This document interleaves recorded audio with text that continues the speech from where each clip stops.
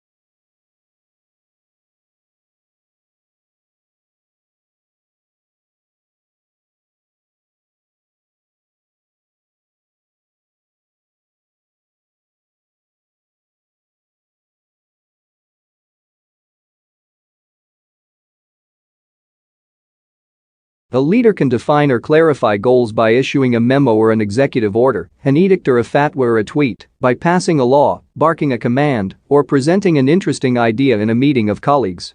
Leaders can mobilize people's energies in ways that range from subtle, quiet persuasion to the coercive threat or the use of deadly force.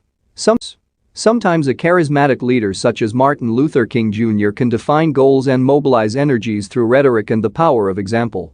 We can think of leadership as a spectrum in terms of both visibility and the power the leader wields.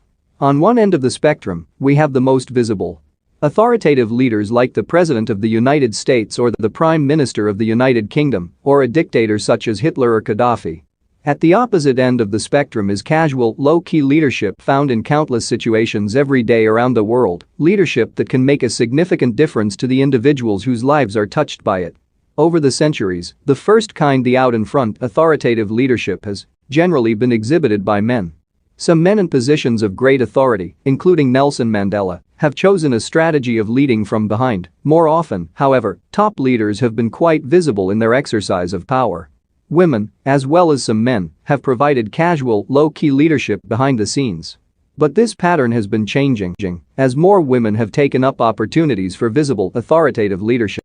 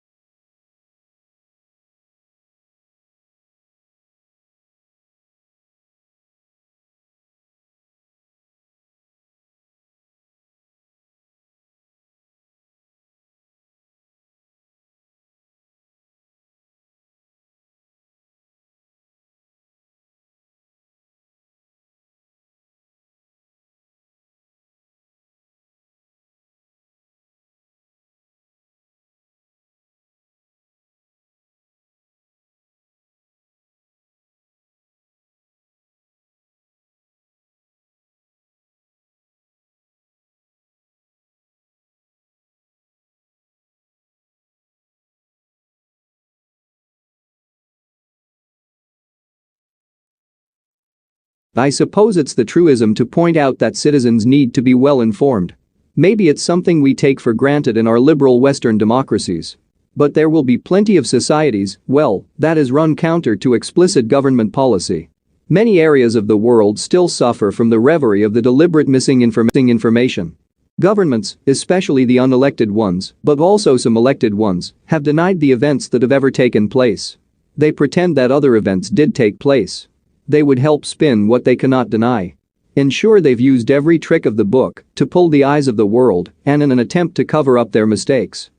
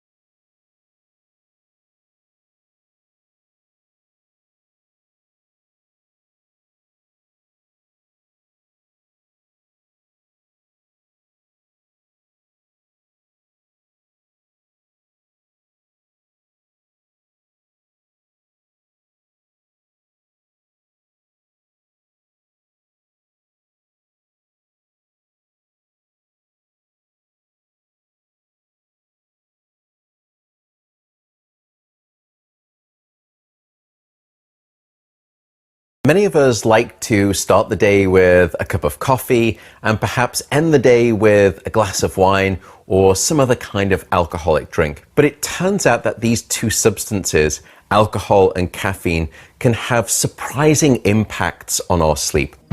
Let's start with caffeine. Caffeine is in a class of drugs that we call the psychoactive stimulants. And everyone knows that caffeine can make them more alert, it can wake them up. But there are at least two additional hidden features of caffeine that some people may not be aware of. The first is the duration of action of caffeine. Caffeine for the average adult will have what we call a half-life of about 5 to 6 hours. What that means is that after about 5 to 6 hours, 50% of that caffeine that you had is still circulating in your system. What that also means is that caffeine has a quarter life of about 10 to 12 hours. In other words, let's say that you have a cup of coffee at 2 p.m. in the evening. It could be that almost a quarter of that caffeine is still swirling around in your brain at midnight. And as a result, it can make it harder for an individual to fall asleep or even stay asleep soundly throughout the night. So that's the first feature of caffeine. The second issue with caffeine is that it can change the quality of your sleep.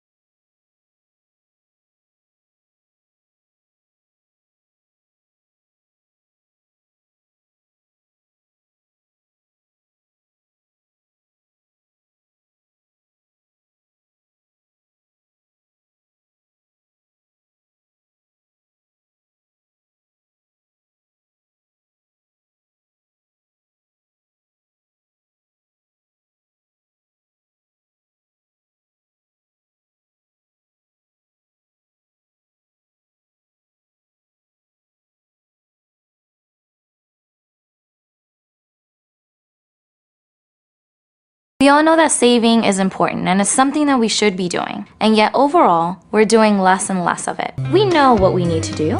The question is, how do we do it?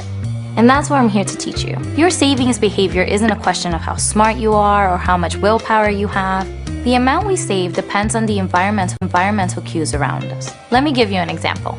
We ran a study in which, in one group, we showed people their income on a monthly basis. In another group, we showed people their income on a weekly basis. And what we found was that people who saw their income on a weekly basis were able to budget better throughout the month. Now, it's important to know that we didn't change how much money people were receiving. We just changed the environment in which they understood their income. And environmental cues like this have an impact. So I'm not going to share tricks with you that you already know. I'm not going to tell you how to open up a savings account or how to start saving for your retirement. What I am going to share with you is how to bridge this gap from your intentions to save and your actions.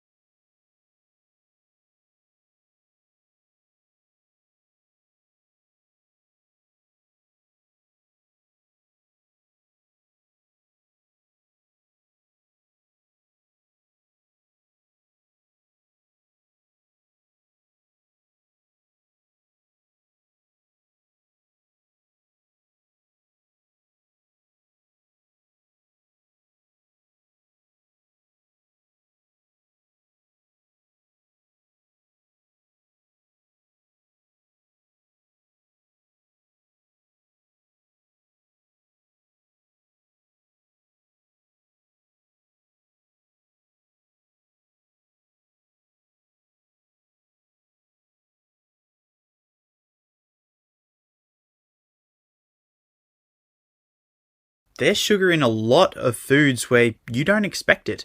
Of course, there's lots of sugar in donuts or ice cream or pastries or other things that are sweet, candy, of course. But there are other places where you see it and you don't necessarily expect it. As an example, peanut butter. Here's a list of ingredients from Skippy peanut butter. And you see that sugar is the second most common ingredient. You may know from reading food labels that these ingredients in any food label are listed in order of how much there is in the food itself. So sugar comes right after peanuts. Here's another example. Beef stew. You wouldn't necessarily expect to find sugar in beef stew, but it's there. Now it's down the list of ingredients. It's actually toward the end. But if you look at the marketing of this and look at the can, it says there's fresh potatoes and carrots. But actually, there's more sugar in this than there is carrot.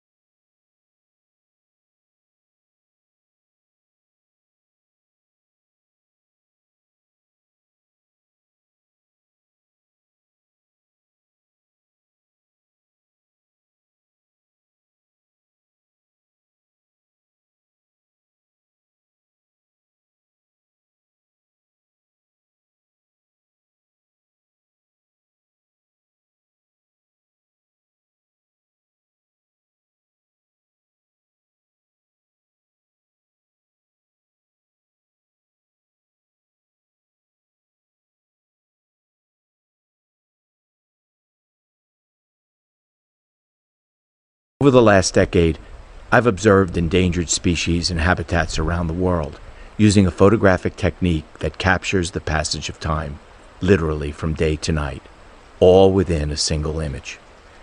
It has allowed me to witness the fleeting moments between wildlife and the natural habitat as time changes over the course of a single day.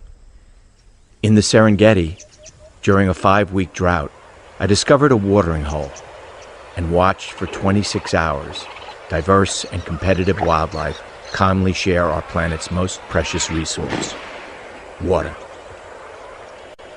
On Lake Bogoria in Kenya, I photographed the great migration of flamingos.